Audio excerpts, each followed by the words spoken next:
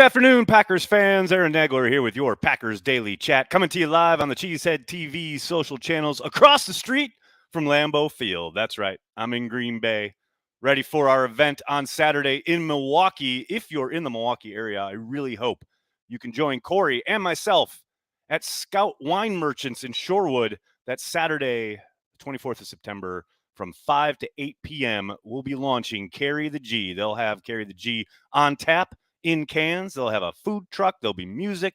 Corey and I will be there. Joe from Gathering Place, the folks who are brewing the beer, he'll be there. It's going to be a lot of fun, people. I really hope you can join us. Hope you're all doing well. The Packers back on the practice field this afternoon with a whole litany of guys dealing with stuff injury-wise. David Bakhtiari was out there.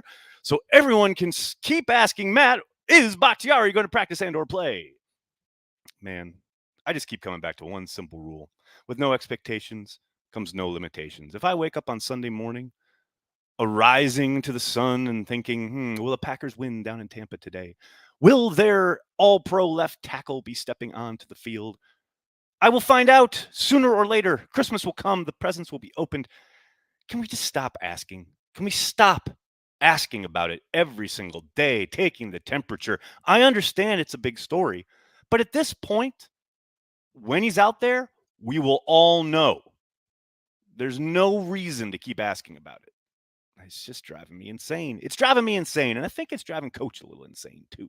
He seemed pretty down in his dour in his press conference today. We got to get Matt up. We got to get Coach hyped, not beating him down with these insane question every single fucking day. I jest a little bit, and it is annoying, but I understand asking about it is some people's jobs, and they got to do it, and I understand that. I'm not sitting here like ripping on the local media because I get they have a job to do, but every day, every single fucking day, seems a bit much. Hello to everybody in the comment section. Good to see everybody. Hope you're all doing well. Brandy's here. Of course, Brandy's here. Got a bunch of super chats already lined up. What's going on, folks? Ryan, thanks for the super chat, man. Hey, Nags, can you remind Corey that Reggie came to Green Bay? Favre was a major reason why he signed with Green Bay. And if Terrell Davis got into the Hall of Fame after a short career, then Sharp deserves to get in. Ryan, I like how you got your money's worth there. Lots of points made. Yes, 1,000%. I've talked about it a million times. I made a whole video about how Sterling Sharp should be in and comparing him to other guys who are in the Hall who had longer careers and didn't put up his numbers. But yes, 1,000% Sterling Sharp should be in the Hall of Fame. As for Corey, yeah, I didn't want to interrupt him during transplants when he was talking about, I was in the flow of the thing that I was talking about regarding Favre, and I didn't want to sidetrack and have that argument. But yes, I very much agree with you. And remember Reggie talking about how important Brett Favre was when he made the decision to sign with Green Bay. And yes, of course, they offered him a ton of money. I'm not dismissing that fact, but Brett was certainly part of the equation. Justin, thank you for the super chat. With Favre being in the news lately, it got me thinking about stories I've heard about Favre and Chewy partying at various bars around Wisconsin. Heard they even got kicked out of a strip club in Hayward. I don't know anything about that, but I certainly was there at the filling station on Tuesday nights back in the Three Amigos days. And all I know is it's a really good thing for everyone involved that social media and camera phones didn't exist back then. That's all I can say about that. Uncultured, thanks for the super chat. Afternoon, Nags. Today's jams are Mississippi Queen by Mountain and Life During Wartime by Talking Heads. Nice view behind you, Nags. Yeah, it never gets old. It never gets old. It's pretty dope to just be able to come over to the Banky household and take in a gorgeous view of Lambeau Field. No doubt about it. By the way, Life During Wartime is awesome. Ed Pierce, thanks for the super chat. Can no longer listen to Wayne and Larry because news station has greatly increased the delay between TV and radio. Just fucking sucks. Just pause your TV, buddy. It's tried and true method. Just hit pause on your television for a couple seconds and line her up. Easily done. Rick, thank you for the super chat. How long are you in Green Bay going to the Patriots game? I am not. It's kind of funny because I'm here for two events. There's an event tonight for Live X here in Green Bay, and then I'm here for the event in Milwaukee on Saturday for Cheesehead TV, and then doing watch party with Corey here in Green Bay while the Packers are in Tampa, and then I fly back on Tuesday. So yeah, the events just happen to coincide with an away game, which kind of sucks. I'd love to be here for a home game, obviously, but nope. I'll be back in New York next week. Adam, thank you for the super chat. Stack the box, stop Fournette, 2-1, and onward. Oh, Adam, if it were only that simple. I mean, obviously Fournette is a major component to what the Bucs are going to want to do on Sunday. They're down. I mean, we talk about all the injuries the Packers are dealing with at wide receiver, whether it's Sammy Watkins and Christian Watson both having hamstring injuries they're dealing with. Randall Cobb is sick. Um, Alan Lazard still dealing with that ankle injury. I mean, they are banged up at wide receiver to the point where they had released Travis Fulgham and they literally brought him back a day later because I would suspect because they need bodies just to get through practice. But yeah, with the Buccaneers, obviously they've signed Cole Beasley. They wanted to get a veteran presence there. I'm sure Tom kind of stumped for that to happen. They are going to want to run the football, and they've done so effectively so far. And Fournette is a battering ram. And if they can get the Packers to have to commit bodies, don't think it matters much who those wide receivers are going to be. If they can get one-on-one and work open, Tom's going to find them. So yeah, Fournette's a big component to whatever happens on Sunday afternoon, no doubt about it. Jake, thank you for the super chat. Where in Appleton is Carry the G? If you look on the website, I'll actually look for you right now. This is compelling content. If you go on our homepage and hit the Carry the G link, and you go down, scroll halfway down, it says Green Bay Fox Valley. It'll show you the places that should have it. And now they should be back in stock this week. I know we were sold out leading up to the game this weekend, but I do know that Festival was supposed to have them as of Monday, and that's including in Appleton on Northland. And then the other spot in Appleton is Woodman's. In Appleton should have it back by now, I believe. We will see. But those are the two spots in Appleton you can get it at the moment. And most of the festival foods in the area should have it this week. Faraz, thanks for the super chat. When do we call Jordy? Too many wide receivers out. They're never calling Jordy. Just stop. What is this? Is this Jason Wilde's burner? No, they are not calling Jordy Nelson. And look, injuries are part of the gig, man. You just devise ways to get the running back split out wide, use the tight ends in the slot, and away they go. It ain't about wide receivers. It's about 5 eligibles. Wide receivers, golden retrievers, a family of beavers, don't care. The Packers, all right, maybe they're not putting up 30, but they're going to win the game without the wide receivers. There you go. How's that? How'd I do? Uncultured again. What's up, man? Thanks. I watched some vids from Joey and Big B this morning. Those kids are far less profane than I was at that age. Good quality vids from those two. Oh, it's wholesome content. No doubt about it. Give it a few years. Couple, more seasons as content creators under their belt. The chipping away of their sunny disposition will undoubtedly, come to the fore. Spending every day on Twitter is going to do that to everybody, especially young minds such as theirs. And I suspect, 3 or 4 more years, they'll be just as profane as everybody else on the internet. What else we got, folks? What else we got? Illinois, thanks for checking out the stream on Twitch, man. Dave, thank you for the super chat.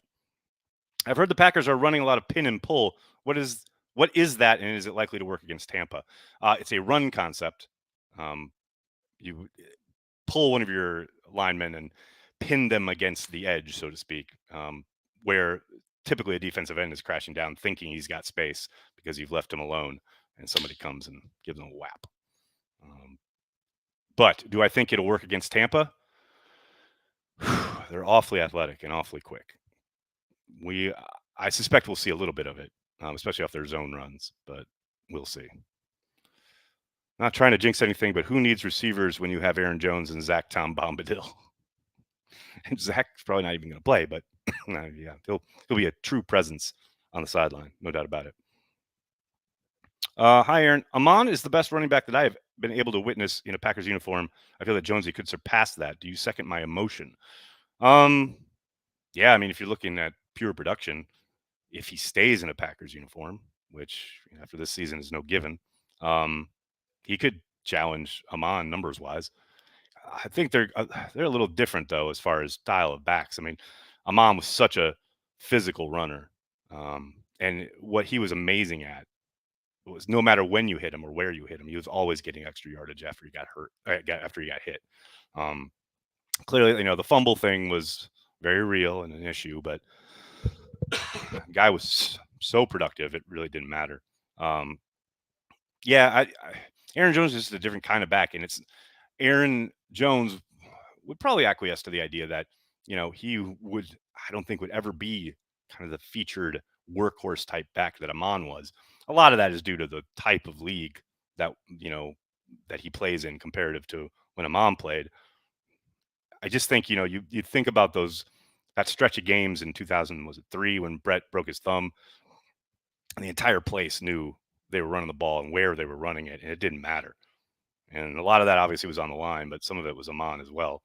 I think Aaron's talented as hell, and there's no doubt that he's going to have production and put up tons of numbers. But I don't know if he's that type of back. You know, Now that doesn't mean he's not physical. He certainly is. I think he's probably underappreciated in that aspect of his game, but I don't think he could be used the same way Amon was. But vice versa. I mean, there are things that Aaron does, especially out in space as a slasher, that Amon couldn't do. So, but yeah, I think both of them are excellent and somewhat products of their time, is how I would sum that up. Does Yash have experience at right tackle? I'm curious if we'll move everyone around on the O-line when Bakhtiari comes back. I know this has been talked about a bit. Not a lot. I know he played some in college, but at the pros, he's been almost strictly left. And I think they dabbled with it a little bit this offseason, but every real, quote, team rep he's taken since training camp started has been on the left side. So I'd be surprised if they made that kind of jump. But you never know. Desperate times. Green Bay should claim Cole Beasley off the Buccaneers practice squad just for a competitive advantage on Sunday. Oh, that'd be fun. Of course, you have to, they have to agree. You can't just do it.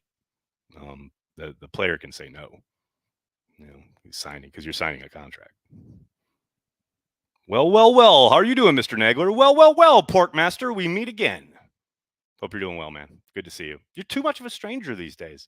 I mean, there was a time on these here chats and the Cheesehead TV watch parties where the name Porkmaster meant something. It was a steadying presence. Someone we could all count on was there week after week. But no more. Porkmaster, you've become a bit of a stranger. I don't like it, man. I don't like it. Soda, what's up? Thanks for the super chat. Corrupted Max got him to blow off work for this. Soda, come on, buddy. Trying to be a positive influence on the community here. Oh. Why haven't we used Wyatt yet? He seems to be a good run defensive player. Hector, they did a little bit in week 1. Didn't see a whole lot of him in week 2, but patience. He'll get out there. Still very, very raw, very young, and they like the guys that they have in front of him. He'll be coming along, and he'll undoubtedly get thrown into the mix as the year goes on. But it'll be a bit, I would think. Mm-hmm. I will be in Portugal for the next 10 days, so I need to find a way to watch my Packers. Oh, Jesse. That sounds like a Herculean task, but I will say, I'm sure the internet will help you out. I can't say anything, obviously, here, but I believe ways exist. And also, shout out, man. That's awesome. You're going to Portugal and you're still going to be watching the Pack. That's dope. Nags, I want some new defensive twists this weekend, starting to get stale. Brandy, I wouldn't hold my breath. The book on, playing superstar, especially GOAT quarterbacks, is you got to play coverage, man. You blitz them, and yeah, it's great when you get home and if you get home, but they've seen everything under the sun, and you start sending blitzes, you start trying to get exotic, and they pretty much know where to go with the ball, where their outlet is, where the pressure points are, where to get the hot read is, who used to do a pretty damn good job of that was Mike Pettin back when he was Jets coordinator, as far as keeping Tom off balance. And more recently, Dennis Allen has done a really good job of that down in New Orleans. Now, obviously, this last game was a bit of an outlier with that fight in the fourth quarter, but overall, Allen in New Orleans has done a really good job of just doing enough to keep Tom off balance. And to me, what I love about both of their defensive approaches against Brady was it's so obvious. Everyone talks about you got to get to him, got to get the interior pressure, right? Don't let him step up is always kind of the drum that gets beat leading up to a game against Brady. And that's so true. But it's not just that. It's never letting him get settled into, oh, this is what they're doing situationally. Too many teams get into, okay, well, this is our stuff and we're going to run it. And, Tom's seen your stuff. Tom knows your stuff probably better than some of the guys he's playing against. So the ability to keep him just a bit off kilter and kind of start to maybe question, okay, wait, are they rolling that safety? Is that guy coming or going? Or, because you never have the same look twice. That can be effective. Now you still got to win up front. You still got to play your fundamentals. You still got to, you know, succeed at what you're attempting to do. But those are the approaches, and a physicality comes with that. That up till now, these first 2 weeks, I haven't really seen from the Packers. Maybe they flipped the switch. I don't know, but sadly, I'm not holding my breath on that one. Here we go. We got a bunch more super chats. Saswat? Probably butchered your name. Sorry, man. Thank you for the super chat. First time I've managed to catch you live, Nags. Just want to say thanks for all you do. You keep me sane during the preseason and regular season. Go Pack, go. Oh, thank you. Thank you so much. I really appreciate it, man. I do what I can. Trying to keep us all on the level, so to speak. But thank you. Really, really appreciate it, man. Dave, thank you for the super chat. The pessimistic part of me sees the Bucs stopping the run with a light box and playing a lot of too high and heating up Rodgers in obvious passing situations, I believe is what you mean. Dave, that is exactly what I see happening. I really hope the Packers shock the world. I really hope the Packers make me like completely question everything I thought about them coming into this game. But yeah, that's exactly what I see. Them being able to stop things without committing safeties, Vita Vea owning up front, getting into third and long, and Todd Bowles just going to town. Yes, I see a lot of that in our future for Sunday afternoon. I hate it, but that's where I'm living. Uncultured, thanks for the super chat. In honor of Soder, bonus jams are taking it to the streets, long train running, China Grove, Blackwater, and listen to the music. Pappies. I love that Soder is now forever associated with the Doobie Brothers. It's so great. It's so good. There's still Godwin and Julio, but no Evans. Matt, I don't know about Godwin or Julio. I haven't seen the latest updates from Tampa, but I know Julio missed both Julio and Godwin missed the last game, and I'm not so sure they're 100% for this game. And Evans is definitely out. His suspension was upheld by the NFL yesterday, so he will not be playing on Sunday afternoon. Zero time to panic. See, only Facebook could come up with that comment. That would never come from YouTube. Only Facebook would say time to panic because it's not even close about anything. And I say this on a blanket level. Think of a thing. It is not time to panic about it. Not yet. Julio and Godwin didn't practice today. Well, there you go. Does not feeling good for their possibility of playing. And that's why I'm saying, like, offensive kind of approach probably from both teams is probably going to look pretty similar. I would suspect. Now, who knows about the Packers, man? They could come out 5 wide for all I know. And I wouldn't be surprised. It wouldn't shock me at all. But this is a game I want them to lean into A.J. Dillon. I want them to pound the rock. Get Aaron Jones loose on a screen or an angle route or something. But you send him vertical. I don't care. But, yeah, this is a game where I want to get physical. And you got to understand that it's going to take, some really ugly-looking drives. But if you can control the football, stay at least somewhat consistent and a bit ahead of the sticks, although that's never a certain thing against this D. And most of all, protect the football. I mean, you don't have to go much further back than that last meeting 2 years ago when Rodgers threw the pick six and then threw another interception, and it was over. I mean, it was over. And that was after they were up 10-0. And then the pick six happens, and then he throws another interception. They get the ball back in the, basically the 5-yard line, I think it was, and game over. So, yeah, they got to take care of the football. That's an obvious thing. This defense has done an amazing job of taking the ball away already through 2 games. It's going to be a tough assignment. Ed, thanks for the super chat. Why didn't I think of the simple pause tip? Thanks. Best thing in the 80s was Larrabee leaving the Bears for Green Bay. Yeah, I mean, Wayne does a phenomenal job, as does Rock. I love listening to both of them.